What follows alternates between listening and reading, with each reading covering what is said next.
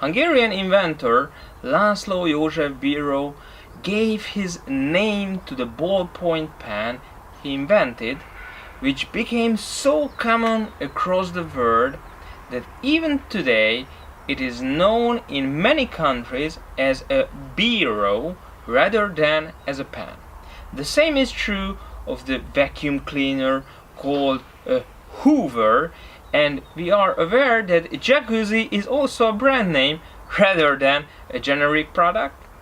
Well, we have a similar situation in the crypto world, where to the mainstream press and their readers, Bitcoin is exactly the same thing as cryptocurrency. I even meet non-industry people who correct me when I tell them that I work in the cryptocurrency field. Oh, you mean Bitcoin, they say. This is a problem because it makes our industry appear far more one-dimensional than it actually is. For people not already actively engaged in the crypto world, everything is about Bitcoin, and when Bitcoin rises and falls, this means that the general perception is of a crazy, unstable market. Part of this is about scale. When world markets shift by a few fractions of a percent, the ripples are over quite quickly, and then the great financial ocean settles down again. There are always other currencies for investors to run to and alternative ways to stay solvent. Ripples in the far smaller crypto sea are in fact much more like tidal waves. My belief is that as crypto grows, the ecosystem will become more and more able to absorb these sudden and dramatic surges.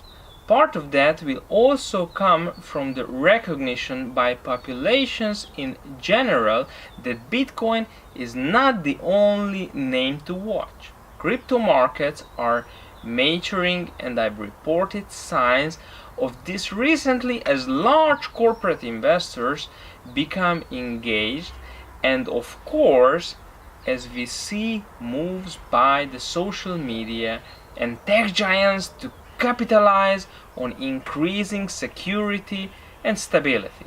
I also know that there are moves coming from major banks who are changing their attitudes about crypto, pushed along by new and challenger banks.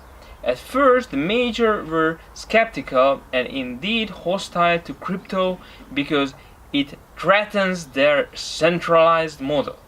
Now they are increasingly looking to profit from the crypto world by applying their traditional models to cryptocurrencies. So, is our industry being stolen from us by the banks and the big investors? When the originators of Bitcoin cooked up the whole brilliant idea of the cryptocurrency, it was to combat and short-circuit the strange hold of conventional financial transactions. Now the conventional world is buying in and turning our little sea into a much larger and therefore calmer ocean. At the same time, there is the fragmentation of many different cryptocurrencies and utility tokens, coupled with increasing levels of regulation. What will remain in 5 years' time? That the financial institutions will have a stronger grip on crypto is a near certainty, and we will see many examples of hybrid offerings such as Tether or TrueUSD, which attempt to bridge the verge of crypto and fiat. We'll be able to get loans and mortgages in crypto, and of course buy and sell in crypto through Amazon-like platforms. So yes, it is true that too many crypto pioneers, it will feel very much like our industry has been stolen from us.